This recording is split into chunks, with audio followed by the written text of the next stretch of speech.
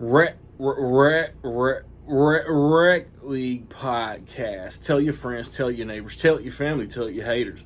Available on Podbean, Google Podcasts, Apple Podcasts, Radio Public, Good Pods, Pocket Cast, Breaker, and Stitcher. At Rec League Podcast on Facebook, YouTube, Instagram, TikTok, and Threads. At Rec League Pod on Twitter. Episode 162. Coming soon. Yo, whether you watching this from Facebook, Twitter, click the link in my Instagram or YouTube itself. What up, world? So I just watched 28 Years Later. It is the long-awaited third installment in the 28 Days Later franchise. It stars Aaron Taylor Johnson, Jodie Comer, Ray Fiennes, Jack O'Connell, Aaron Kellyman, Shy Lewis-Parry, the main kid. I'm blanking on his name. Alfie Williams, I believe. And it is directed by Danny Boyle, who I want to say has been in like the mainstream Hollywood stratosphere going on 30 years. He has directed Trainspotting. I'm not gonna name everything. I don't remember everything. Trainspotting, A Life Less Ordinary, The Beach, 28 Days Later, Slumdog Millionaire, 127 Hours, Steve Jobs, Trainspotting 2, Yesterday. Like, he passed on, I want to say either Spectre or No Time to Die to direct Yesterday. I'm not mad at it. It was a good movie, among other movies. But you got, obviously, 28 years since the Cillian Murphy movie. We're on this, like, secluded island. You get, like, set up another perspective of the initial outbreak, and then we come up 28 years later. A father is showing his son how to survive amongst the infected. And among those lessons, the kid gets put in a situation where he has to basically be out there on his own. And, I mean, you can see, one of my most anticipated movies all year. I don't particularly feel like I was let down. I'm, like, still processing it. To me, this movie, like, the irony that when either Steve Jobs or Yesterday or Trainspotting 2, when one of those movies came out 10-ish years ago in the last decade, Danny Boyle was asked, hey, what's up on a 28 Part 3? They probably said months at the time. For whatever reason, we didn't get 28 months later. I'm not tripping. And he said, why would I do that? All my good ideas would end up in episodes of The Walking Dead.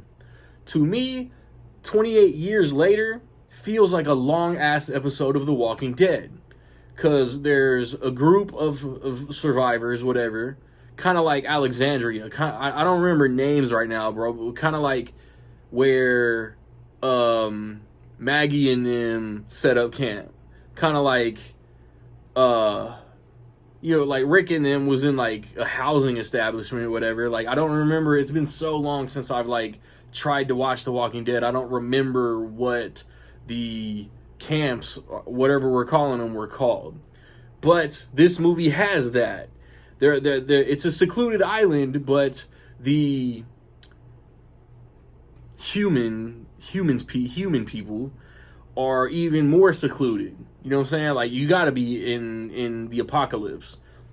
So the after the training of surviving, Aaron Taylor Johnson and his son Alfie Williams, the Alfie Williams character has to venture out to do something, and like the infected, the walkers, zombies are just like decoration.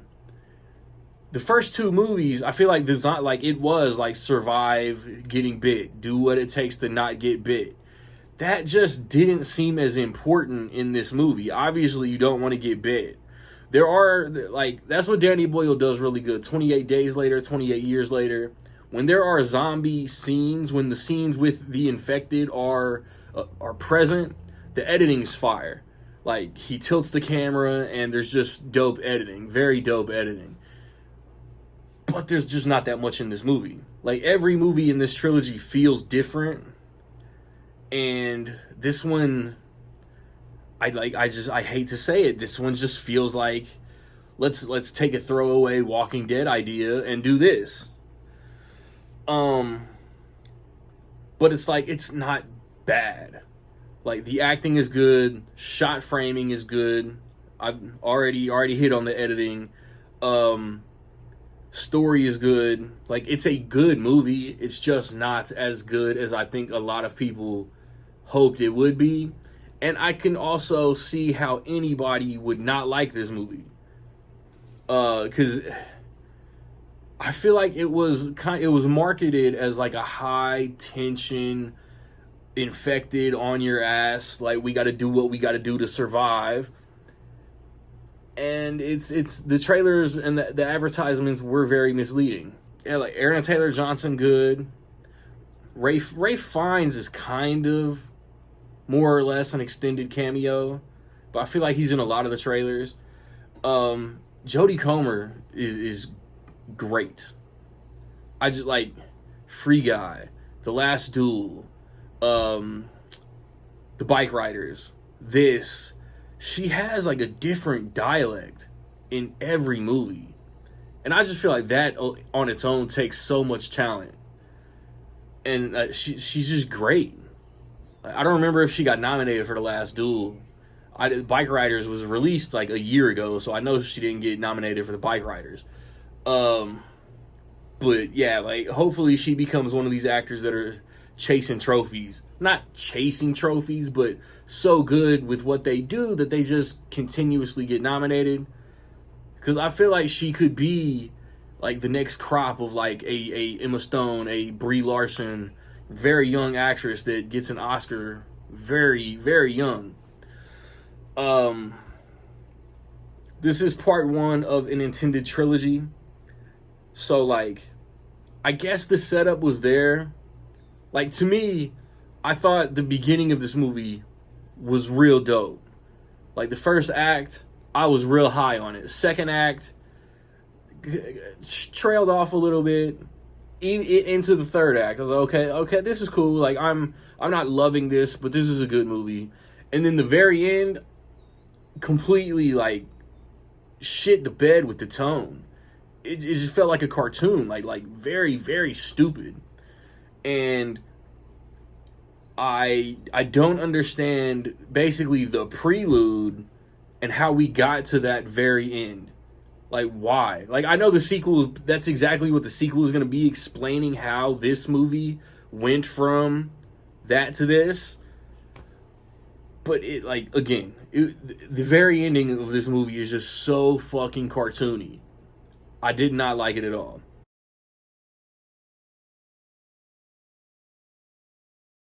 So with that being said, I will say that in my opinion, 28 years later is almost dope. I was really like most anticipated. Everybody wants their most anticipated movies of the year to live up to the expectation. I don't know if I had high expectation, but Danny Boyle is one of these characters who rarely misses, if he ever does. So like, for how many of his movies I have really liked, this is lower tier Danny Boyle in my opinion. So have you seen 28 Years Later, man? What you think? Positive, negative, somewhere in between? Let me know. I recently put up reviews for How to Train Your Dragon, Materialists. The week before that was Ballerina. Later, tomorrow, this weekend, I want to watch the new Pixar movie, Elio. Next weekend, I want to watch and review Megan 2.0 and F1. And then 4th of July-ish, maybe a little earlier, maybe 4th of July, I'll watch Jurassic World Rebirth, even though I do not think it looks good at all. Rec League podcast. We're going to do probably some 28 years later spoiler talk, but we're going to predominantly talk zombie movies. Be on the lookout for all of that, man. Like, subscribe, comment. Find me where you find me, man. Don't know where to find me. Watch these credits. Peace.